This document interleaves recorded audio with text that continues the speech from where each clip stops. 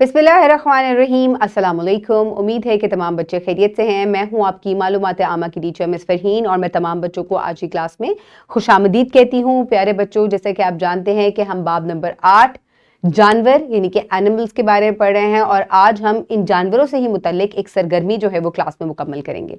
तो प्यारे बच्चों, दोहराई से हम आगाज़ करते हैं। पिछले सबक में हमने वालिदैन की देखभाल जो है उसके बारे में पढ़ा। तो जल्दी से मुझे बताएं कि कैंगरू अपने बच्चे को कैसे महफूज रखता है या उसको पालता है और उसका ख्याल रखता है।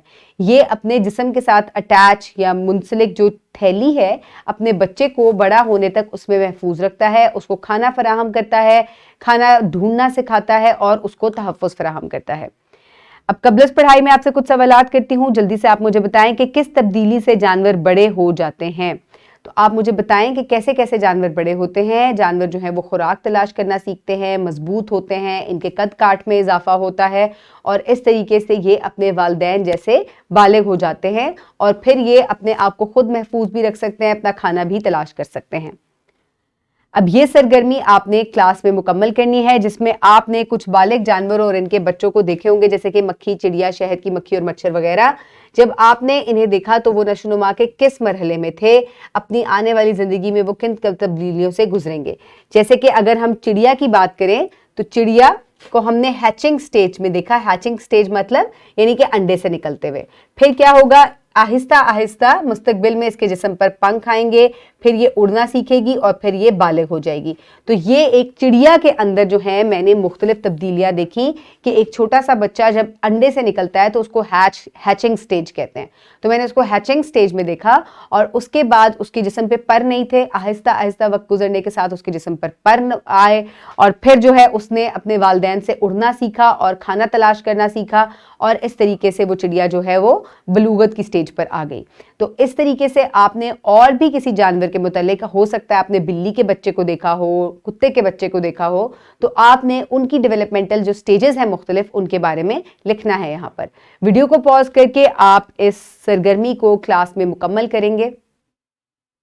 उम्मीद है तमाम बच्चों ने ये सरगर्मी मुकम्मल की होगी और आपने इसको एंजॉय भी किया होगा।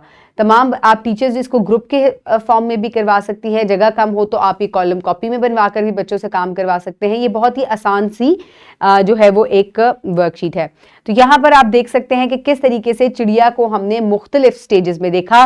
ये अंडे से हैच हो रहा था, फिर आहिस्ता आहिस्ता इसके जिस्म पर जो है वो बाल आए और फिर ये जो है वो एडल्ट हो गई।